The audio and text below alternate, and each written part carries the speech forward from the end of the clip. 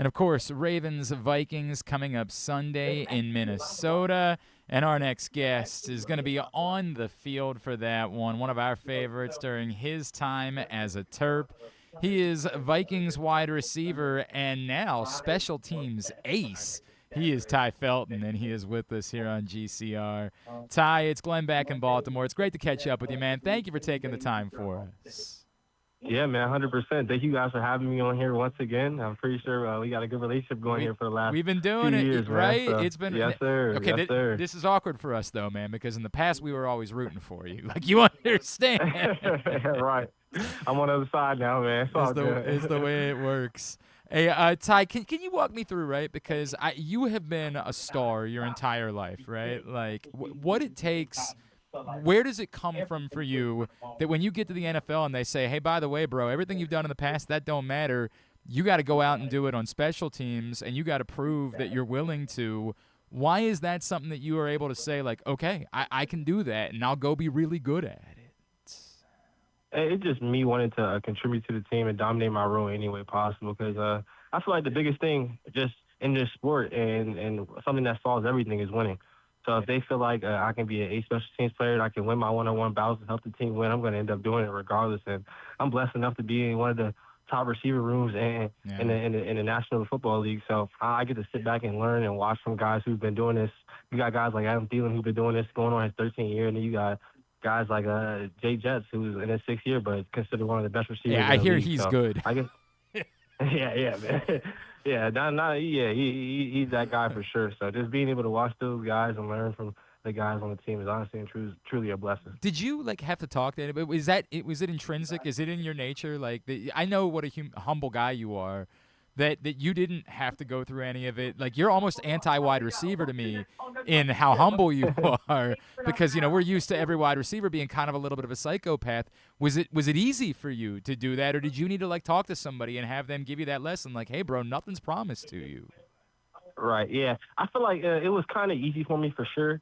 Because when I first got to Maryland, I mean, I walked in the room with Rakim Jarrett, Dante Demas, Jay Sean Jones, guys that were in their prime. So I had to pick up and learn a special teams role very early in my career, my freshman year of college. So it's kind of me going through the same thing when I was at Maryland, just learning from those older guys. And then whenever I have my chance to play receiver, go out there and dominate. But until then, dominate my role on special teams. So that and having the coaches I had at Maryland that prepped me for times like this where I'm just being a special teams ace and just trying to learn and help the team win is definitely very helpful in my professional career. That's cool, man. I appreciate that about you, and I'm not surprised by it. Again, knowing the type of person you are. All right, so you get out there. By the way, I saw a picture from training camp, like a little clip where I think you guys played the Patriots and maybe in the preseason. Is that correct? Yeah, we had a joint practice against them, and we played them. And I saw you get over to say hello to Stefon. Did you know know him sure. at all before then? Had you had conversations with him? Obviously, he's sort of like the gold standard, right, for Maryland receivers. Yeah, 100%. Diggs is a guy I actually worked out with him throughout my college career quite a few times throughout the summer, and he came to games and stuff. We worked his camp and stuff like that, so we have a pretty good relationship. But that clip, man, he was just giving me some tools and some juice to use before I was getting ready for my first NFL season, man. So I appreciate him a lot for sure. That's really cool, man. What a cool relationship that is. What's the best thing that you've taken from him over the years? I would just say, man, just having that dog in you, man, just always willing to put in the work when nobody's looking. Because whatever is done in the dark is going to show in the light. So that's definitely one of the big things I took from him, and that's something I really toned in on. Well, I mean, I feel like his path is maybe kind of reminiscent of the one that you're walking down, right? Like he was overlooked. He slipped in the draft, despite the fact that everyone knew what a star he was when he was in college. My God, he was unbelievable. Do you sort of find his path and the success he's found is a way for you to look and say, all right, I can be Stefon Diggs. That can be my path in the NFL.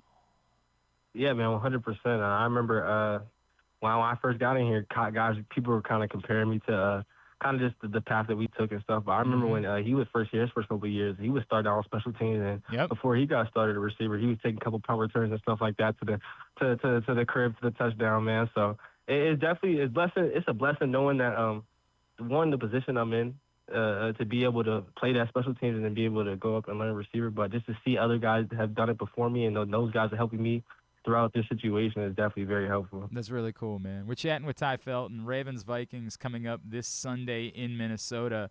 And you mentioned this a second ago, but like when you found out it was going to be Minnesota, what was the conversation like with Jay Sean? What's that like being around him again every day? How special has that been for you? Nah, it's been awesome, man. I mean, it's just like college. Like that's probably my best friend. We with each other every day because we're not from Minnesota, so we don't really have any friends or Right. family out here besides guys on the team. So we're pretty much with each other every day, like it's back in college. So it's crazy seeing one of my OGs, my big bros in college when I was coming in. Now we're both grinding this thing out together. But it's definitely awesome having him by my side and vice versa. That's really cool, man. We're happy for you guys. That's a special thing for you guys to be able to have that together. Right. Ty, tell us a little bit about your quarterback. Tell us about JJ, who I think most of the NFL we still only seen a little bit of, but when we've seen him, he's looked really good. What did you learn about him quickly, and why is it that when he's been able to be on the field, he's been so impressive? Obviously, we were really impressed by what you guys did last week. Yeah, 100%.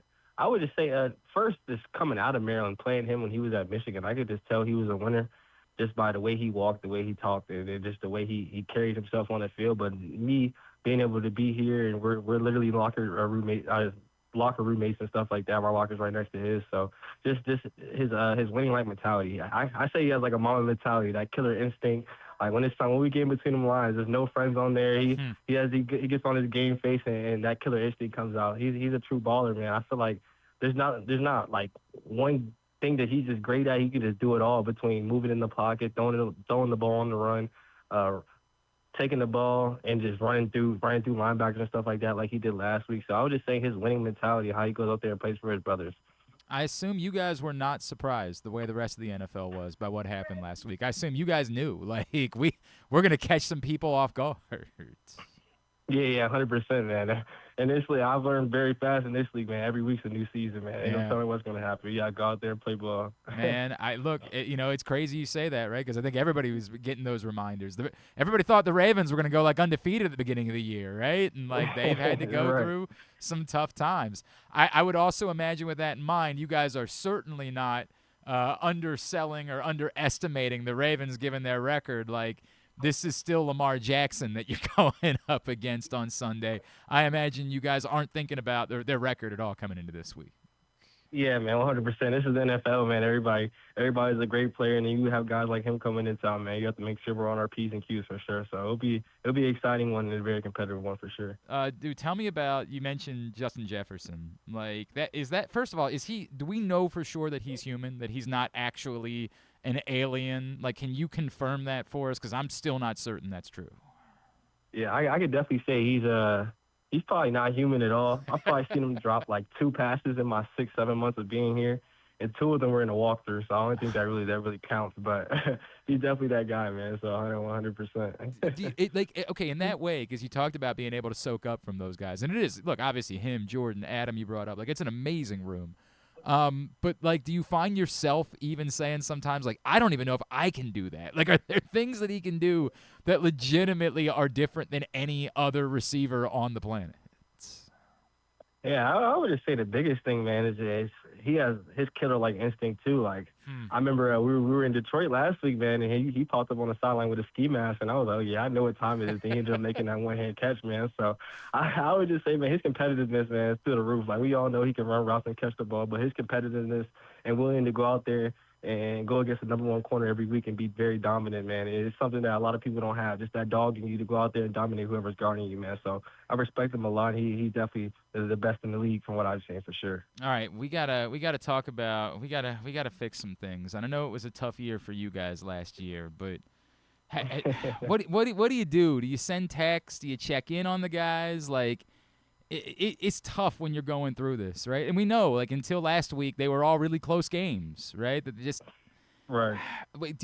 how do you handle it when you can't control it? When you got your own things to worry about? Do you bother saying anything? What does this look like for you now as an alum? Yeah, 100%. I say I still talk to those guys a lot because a lot of those guys, I grew up with them throughout those 4 years, my 4 years of college at Maryland, where those guys like Ock, I was with them for 3 years.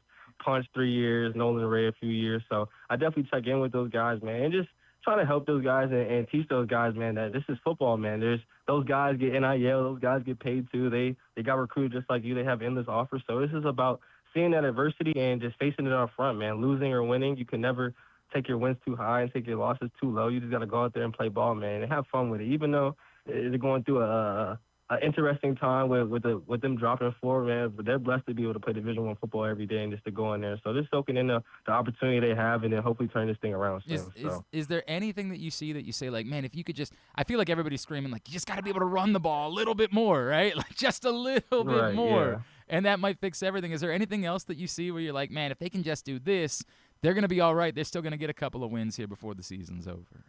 Yeah, 100%. I would just say, man, even when I was at Maryland for my 4 years, man, just finishing that thing because we've always been right there in the fourth quarter in the game and stuff like that, being competitive with teams that people say we're not supposed to be competitive with. So just something that Coach Locke has even been preaching since even before I got to Maryland, just finishing the right way and making sure that when it's time to put these games away, we put them away because they drop these last few and stuff of that nature. But the biggest thing is just finishing because the first three quarters, I mean, it's cool when it's a tie game where you're up by a touchdown, you're up by one touchdown, but none of that matters when that clock is zero. So definitely just finishing in the fourth quarter. All right, the $1 million question, have you done any jersey swaps yet since you've been in the NFL? So my first jersey swap was actually with Ruben Hippolyte. First game of the season, cool. Monday Night Football. Yeah, man. That's cool, yeah, man. so I got his jersey. Yeah, I got his jersey hung up in my house right now. Dude, so that was cool getting to get my dog's jersey. That's awesome. Are you someone that will probably only do that, like when it's someone you know? Or could you find yourself, like maybe, you somehow bump into Lamar on Sunday, like, hey, bro, you thinking about a jersey swap? Right. I usually try to do it only guys I know. Those type of guys like Lamar and stuff like that, they probably got the entire whole other team, right? Asking for their jersey. So, yeah. But maybe like when I got a couple more years in the league, I get my rank up a little bit. I might ask them, but until then, I'll just be doing guys I know. I respect that, man. I think that's probably the right call. Hey, Ty, I mean it, bro. You're one of the best, and we will be rooting for you. Like, I hope you actually have a huge game on Sunday. I just hope the Ravens score more points at the end. Like, that's the way it goes. Yeah, we'll see about that one, man. I don't know if I agree with that one. I know. We'll go out there and have fun, though. I know how it is. At Tai Felton, TAI, of course. At Tai Felton on Instagram is how you can give him a follow. Dude, continued success and health to you, brother. Thank you for taking the time for us. We really appreciate it. Yes, sir. Thank you. I appreciate you, man.